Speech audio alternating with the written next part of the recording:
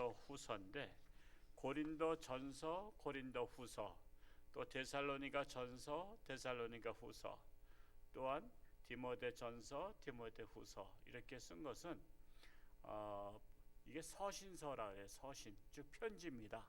그래서 이제 먼저 보낸 것이 있고 또 이제 나중에 보낸 것이 있고, 그래서 먼저 보낸 것을 전서, 앞전자, 그리고 나중에 보낸 것을 후서, 후에 보냈다 그래서 후서라고 합니다.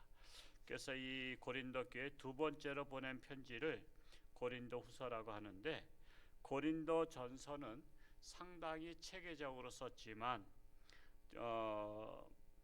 즉 잘못된 것을 바로 잡아주고 바로 세우고자 하는 내용이었습니다. 그런데 고린도 후서는 체계적이라기보다는 개인적이고 또한 감정적인 내용들이 많이 실려 있습니다. 이 사도 바울의 강한 개성이 나타나 있는데 특히 교회 생활에 있어서 실천을 강조합니다. 실천. 그냥 예수만 믿으면 그냥 구원받고 뭐 제사함 받았으니까 생활은 물러내도 된다. 왜?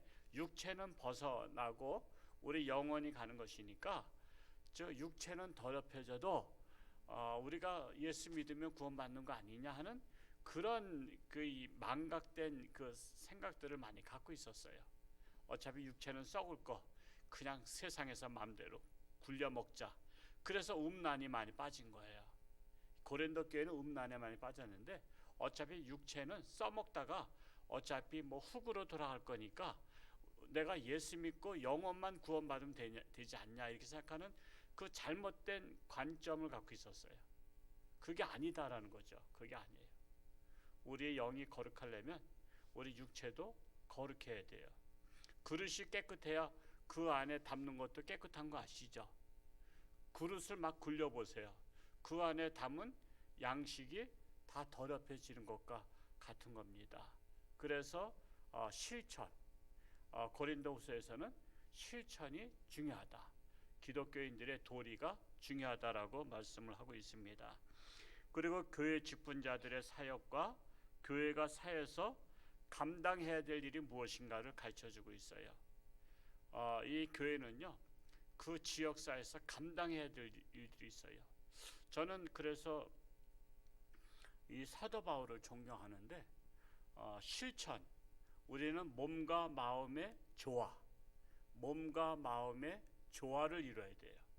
그래서 우리의 신앙만큼 실천할 수 있는 사람이 되어야 돼요. 저는 그래서 우리 교회가 실천하는 교회, 사랑을 실천하고 우리가 믿음을 실천하는 교회가 되기를 제가 거기에 최선을 다하고 있습니다.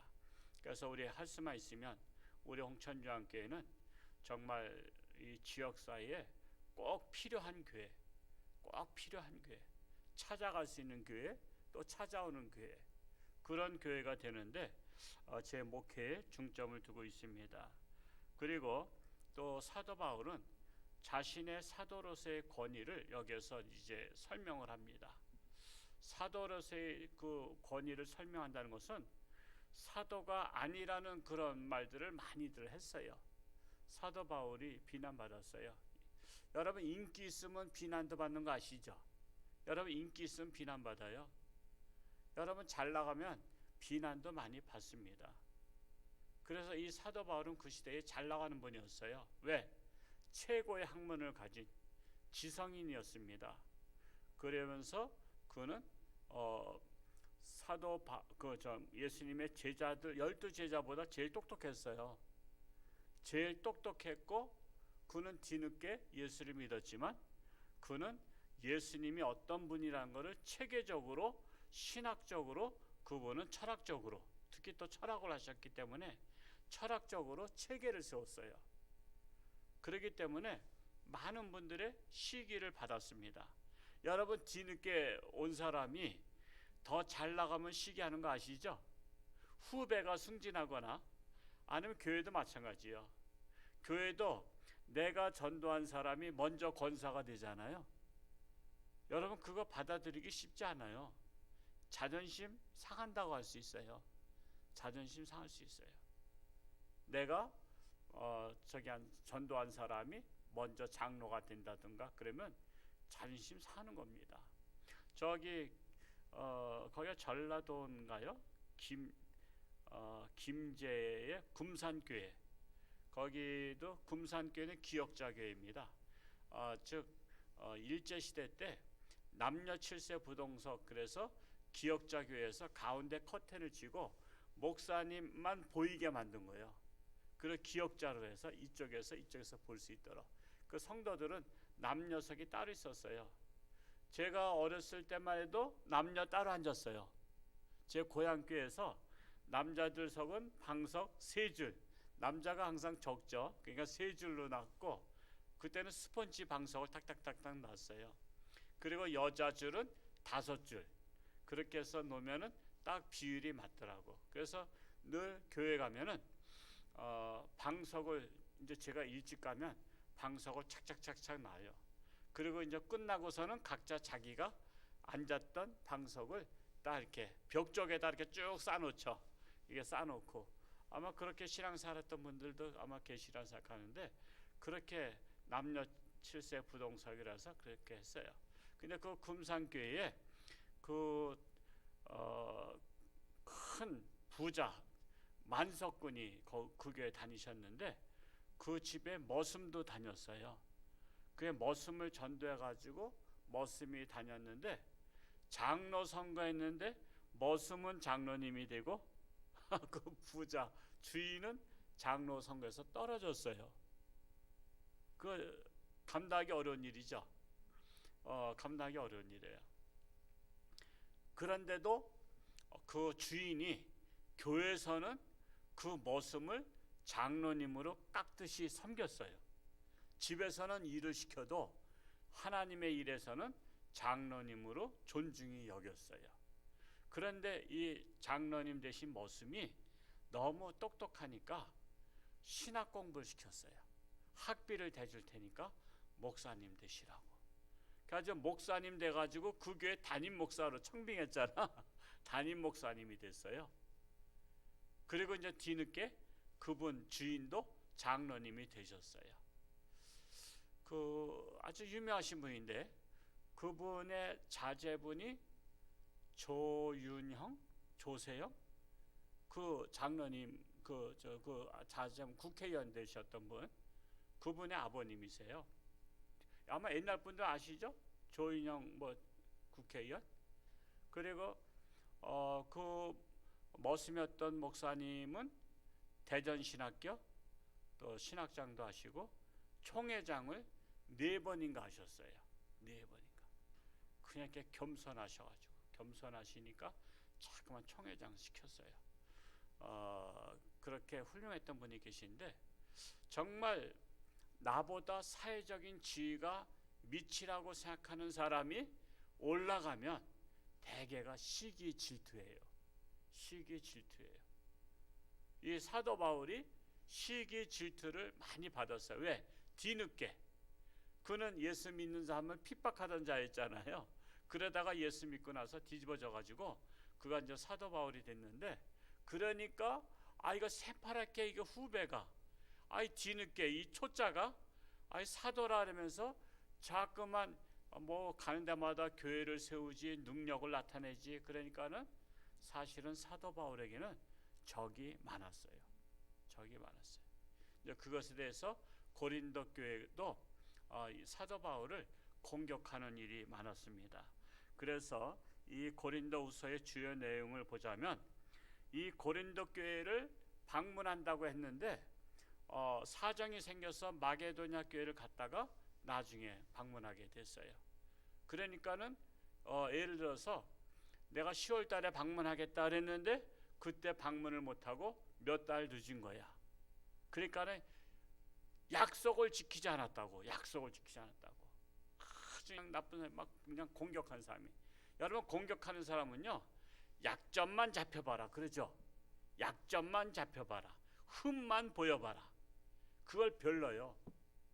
그 마음에 미움이 있어서 그래요. 여러분, 상대방의 약점 보일 때 약점 잡지 마세요. 평생 원수 돼요. 제가 새벽에 말씀드렸죠? 여러분 상대방의 약점 보일 때 그 약점을 물고 늘어지면요, 그게 평생 상처가 되고요, 평생 원수 돼요. 여러분 우리가 나이가 먹을수록 원수가 많아야 돼요, 친구가 많아야 돼요? 친구가 많아야지. 친구가 많아야지. 저 황창현 신부의 강의에서는 친구라는 것은요, 꼭 같은 나이만 친구 아니야. 나이가 많은 친구도 있고, 그분은 나이 많은 친구도 있고 8살짜리 친구도 있대.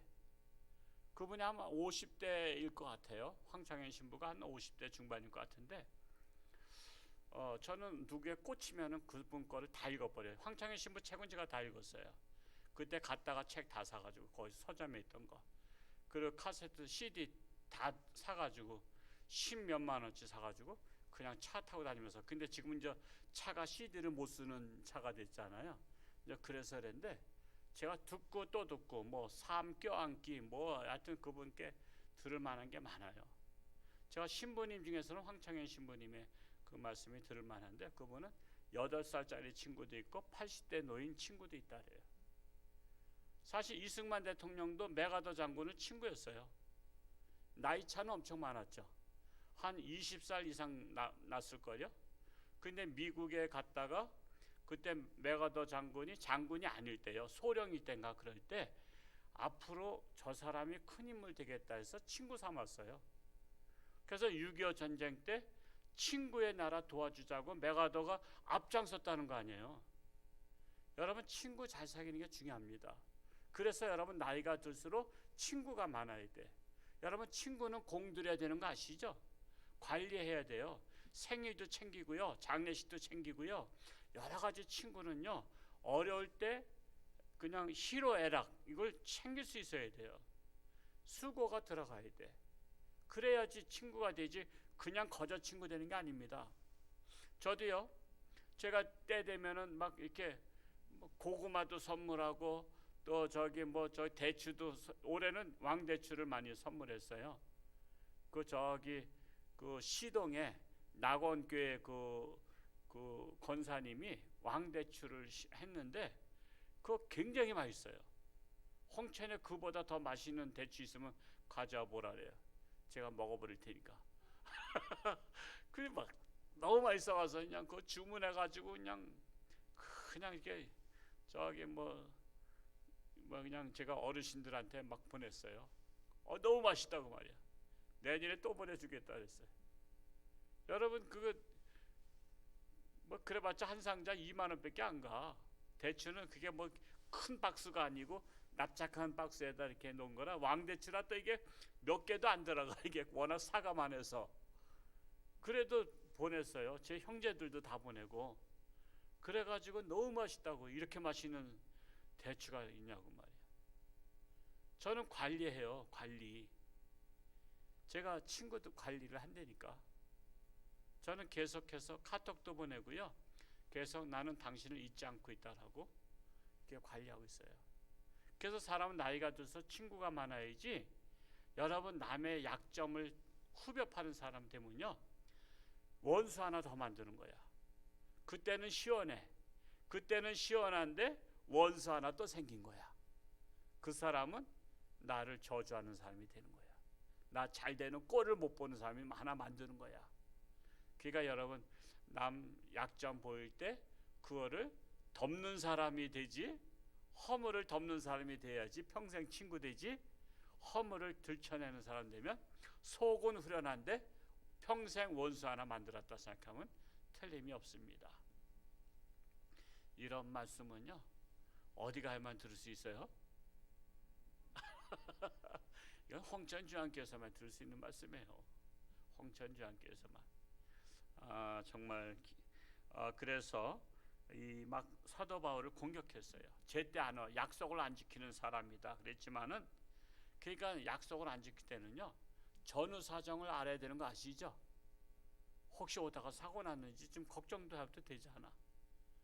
사도 바울이 다니는 데는요, 풍랑과 여러 가지 많은 위험들을 겪었잖아요. 죽을 각오를 하고서는 그 소아시아를 막 그냥 배 타고 막 다니면서 풍랑이 있는 데를 다니고, 했거든요. 그러니까는 약속을 안 지킬 때는요, 혹시 어떤 어려움을 당했는가 하고 좀 걱정을 해도 되잖아. 근데 그냥 전후사정도 안 들어보고 그냥 약속도 안 지키는 사람이라고 그냥 막 비난하고 그랬습니다.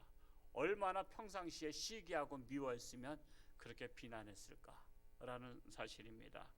그리고 또 사도 바울의 인정 문제로 시비가 붙어서 제가 서두에 말씀드렸죠. 바울은 예수님의 제자가 아니라는 거예요. 12제자가. 그래서 사실은 이제 그 사도라는 것은 사도가 있고 속사도가 있어요. 사도는 12제자를 사도라고 해서 예수님으로부터 직접 가르침을 받은 사람, 그 사도로부터 가르침을 받은 사람을 속사도라 그래요. 근데 사도 바울은 사실은 12제자 속에 속하지 않잖아요. 그러다 보니까 정통성에 시비를 참 많이 걸었어요. 당신은 12제자도 아닌데 왜 사도라 그랬냐. 근데 사도 바울은 스스로 사도가 된 것이 아니라 예수님께서 다메섹 도상에서 만나 주시고 사도로 부름을 받은 거예요. 그리고 그 12제자는요 사실 다 무식한 사람들이었어요. 갈릴리 바다에서 고기잡이 하거나 또 세리거나 그런 사람들은 이렇게 세계 선교를 할 수 있는 그런 사람들이 못 됐어요. 다른 나라 나가면 우선 말이 안 통하는 거 아시잖아요. 그 말이 안 통한단 말이야. 근데 이 사도 바울은 이게 요즘 말하자면 공통 영어를 알고 있었던 그런 자였어요. 그렇기 때문에 세계 이 기독교가 예루살렘과 사마리아와 땅끝까지 복음이 전파되려면 그 제자들에게는 12제자에게는 안 됐어요. 그게 어려웠어요. 그래서 사도 바울을 불러서 세계 선교에 앞장서게 했어요. 그래서 이 사도 바울 때문에 기독교가 유대교에서 머물지 아니하고 세계로 뻗어나간 거예요.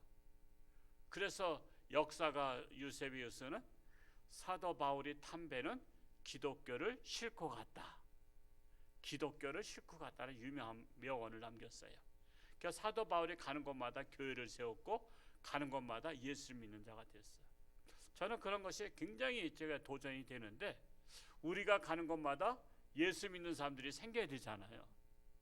우리가 가는 곳마다 예수 믿는 사람이 생겨야 돼요. 그런 정신을 우리가 본받아야 됩니다. 그래서 이 바울로 말미암아 기독교가 세계화됐고 오늘날 우리까지도 예수를 믿게 되었다. 그것이 바로 바울의 노고였다는 사실입니다. 그리고 또한 세 번째로 연보에 대해서 권면했어요. 연보에 대해서 인색함으로나 억지로 하지 말라는 거야. 인색함으로 하지 말라. 억지로 하지 말라. 그 말씀이 고린도후서 9장 7절에 나와 있는데 하나님은 즐겨내는 자를 사랑하시느니라 그랬어요. 즐겨내는 자를. 여러분 사랑하면 아깝지 않은 거 아시죠? 여러분 자식들이 저기 하면 아깝지 않은 거 아시죠? 비싼 메이크업을 사주고 입었을 때 뿌듯한 거 아시죠? 아유 저거 비싼 건데 싼 거 사줄 걸. 그런 엄마 있으면 나와보라 그래. 여러분 그런 거 없단 말이에요. 그냥 어떻게 해서든지 자식들한테 좋은 것을 사주고 싶고 그 사랑하기 때문에 그래요. 자식은 아무리 저게도 아깝지가 않아. 그게 진짜 사랑하기 때문에 그런 거예요. 근데 아까운 마음이 든다는 것은 사랑이 좀 저기 한 거야. 아까운 마음이. 아까운 마음이 들면 그냥 하나님과의 관계도 마찬가지야. 사랑하면은 아깝지 않아. 근데 아까운 마음이 들면 그 사랑의 그 농도가 조금 옅다 할까? 옅다 하면 될 수 있는 거예요. 하나님이 원하시면 언제든지 내놓을 수 있는. 참 저도 70년대부터 제가 신앙생활을 이제 했습니다만 이 각 교회들 이렇게 보고 이게 간증집을 많이 보면요. 옛날에는 교회 건축한다 그러면 땅 팔고 논 파는 집들이 많았어요. 땅 팔고 논 파는 분들이. 왜냐하면 그 땅과 노는요 재산이고 생명이었어요. 옛날 분들은 땅 파는 거를 굉장히 수치로 여겼어요. 저 집 망했다 소문 나거든. 그래서 어떤 일이 있어도 땅은 안 팔아. 저는 제 고향에 그 장로님 이제 하늘나라 가셨습니다만 그분의 그 첫째 따님이 등에 종기가 났었는데 그 논 세마지기를 팔면 수술할 수 있었다 그랬는데 땅을 안 파시고 결국 돌아가셨어. 따님이. 제가 그게 충격이었어요. 저는 거기 그 집 따님이 저보다도 한 4살 많으신 분이요. 지금 살아계시다면 한 70대신 분인데 그 누님이 그 용문산 신학교도 나오신 분이었어요. 근데 이제 종기가 났는데 그때 돈은 현찰들이 없잖아요. 농사지는 분들이 옛날에 70년대. 근데 그래서 논을 팔면 세마지기가 60만 원인가 아마 그랬던 것 같아요. 60만 원.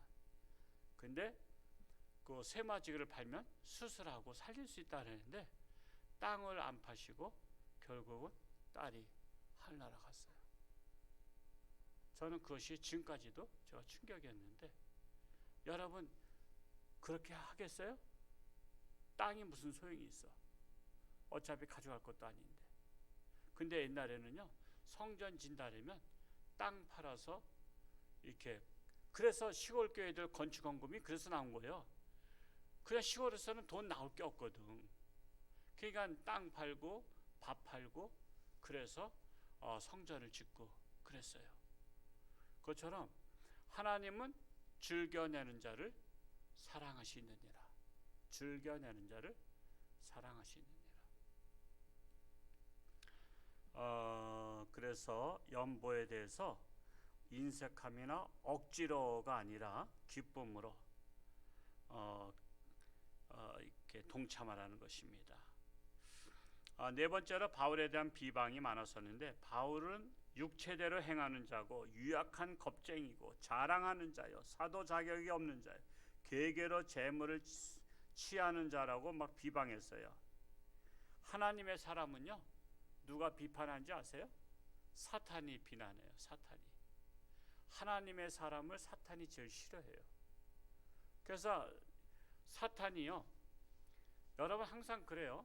사탄이 직접 나타나서 비난하면은 아이 저 사람 사탄이니까 뭐 들을 가치도 없다 그러지만요 사탄이 사람 그 마음속에 미움이 있는 사람 속에 들어가서 그 사람의 입을 빌려서 말하게 하는 거 아시죠? 그거를 가장 쉽게 이해할 수 있는 게 무당이 귀신하고 접신한다랄까? 그래가지고 그 집의 얘기 그 집안 식구 얘기 목소리도 하는 거 아시죠? 여자가 무당인데 남자 목소리가 나와. 그러니까 그 집이 구슬하면서 아버지를 불러들이고서 내가 너한테 섭섭한 게 있었다 그러면서 그 남자의 목소리가 나오는 거야. 그 여자인데 평상시에는 낭낭한 목소리인데 그게 접신해서 그런 거 있잖아요. 그것이 우리한테 보여줄 수 있는 애예요. 애. 그래서 사탄이 들어가서 그 사람의 말을 하게 하는 거야. 이 말 하라 저 말 하라. 그러니까 여러분 마음속에 미움과 시기 질투가 있는 사람들은요 사탄이 이용하기에 딱 좋은 성도야. 사탄은 그런 사람 이용해요. 그러니까 우리는 사탄의 도구가 될 수 있어요. 오죽하면 여러분 예수님의 제자 중에서도 사탄이 들어갔던 제자가 누구죠? 가룟 유다가 들어갔고 사탄이 저에게 들어간지라 있잖아요. 그리고 또 베드로가 사탄 노릇도 했었죠. 베드로에게도 사탄이 잠깐 들어왔었어. 그 믿음이 연약할 때 들어가거든요. 그러니까 예수님께서 사탄아 내 뒤로 물러가라. 너는 나를 실족시키는 자로다고 야단쳤잖아요. 그러니까 여러분 우리가 사탄의 도구가 되지 않도록 우리가 늘 깨어 있어야 돼요. 그래서 말씀으로 무장해야 되고요. 그래서 이것은 하나님의 소리가 아니다 하는 것은 말하지 말아야 돼요. 그래서 막 비방하거나 이런 자들은 거의 다 사탄이 이용하는 사람이다 라고 생각하면 틀림이 없습니다. 그래서 신앙생활의 길은 고난의 길이에요. 그러나 복음을 위해서 고난당하는 자들은 또 하나님께서 알아주셔요. 여러분, 우리가 하나님이 알아주신 게 중요한 거 아시죠? 사람들이 안 알아줘도 세상 사람 날 부러워 아니하여도 나도 역시 세상 사람 부럽지 않네. 옛날에 그 복음성가 중에 어떤 기도원에 가서 기도하는데 어떤 분이 여자분이 그걸 방언으로 하는데 얼마나 좋은지 내가 들썩들썩해서 참 방언으로 찬송하면 참 듣기 좋더라고요. 그래서 이 성도의 고난은 형벌이 아니라 하나님과 영적인 교제의 단계로 가는 기회고 하나님의 방법입니다. 그러니까 여러분, 성도들의 거룩한 고난은 결코 손해보지 않는 고난이란 사실입니다. 이 사도 바울은 자신이 당한 환난에 대해서 간증하면서 하나님을 의지하라고 권면하고 있어요. 불신 세계에서 믿음을 지키고 환난을 극복한다는 것은 힘들고 어려울지라도 주님의 고난을 생각하며 나아갈 때 하나님의 무한한 위로가 있는 것입니다. 오늘 말씀 바로 그거예요. 우리 4장 16절에서 18절을 다시 한번 읽어볼까요? 시작. 그러므로 우리가 낙심하지 아니하노니 우리의 겉사람은 낡아지나 우리의 속사람은 날로 새로워지도다. 우리가 잠시 받는 환난에 경한 것이 지극히 크고 영원한 영광에 중한 것을 우리에게 이루게 함이니 우리가 주목하는 것은 보이는 것이 아니요 보이지 않는 것이니 보이는 것은 잠깐이요 보이지 않는 것은 영원함이라. 지난주도 잠시 말씀드렸습니다만 저 지난주에 서울에 화곡동에 옛날엔 화곡동 교회고 지금은 이제 치유하는 교회라고, 그분이 치유 상담 박사를 받았기 때문에 아마 교회를 치유하는 교회라고 했던 것 같아요. 그 교회에서 56번이나 56번이나 고발을 당했대요.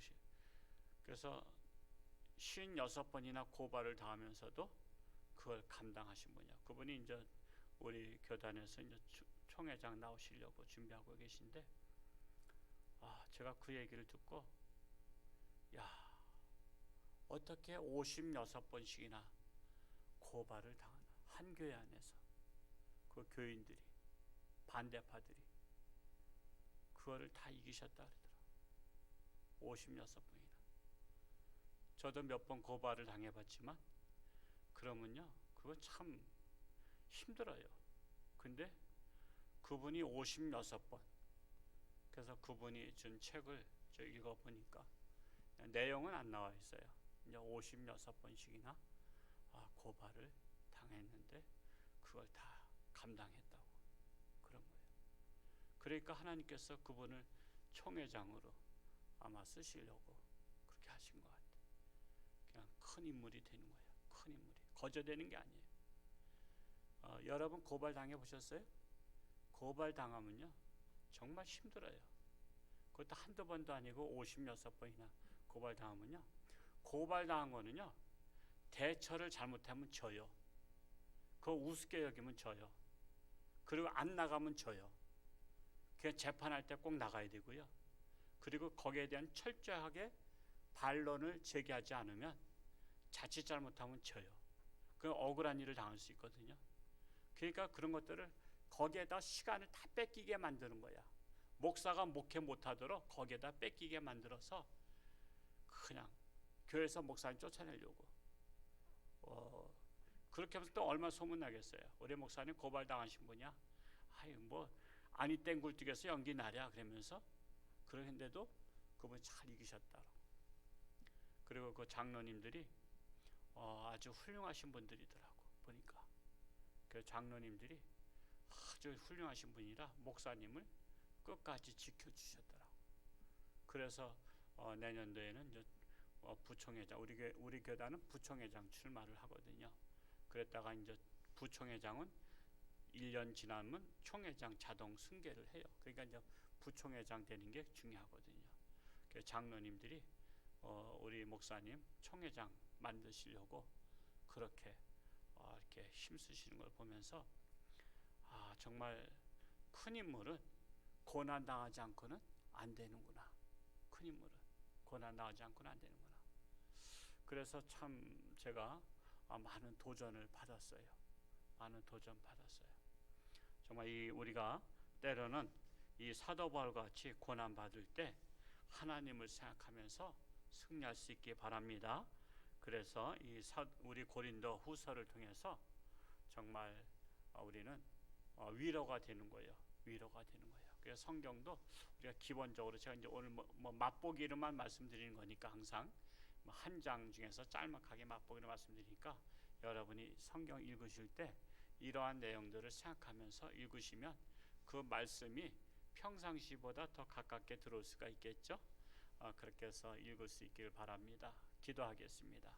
할렐루야. 고맙고 감사하신 아버지 하나님, 참으로 우리는 하나님의 말씀을 통해서 또한 성경의 인물을 통해서 그렇게 훌륭한 사도 바울도 비난을 많이 받았습니다. 핍박받았습니다.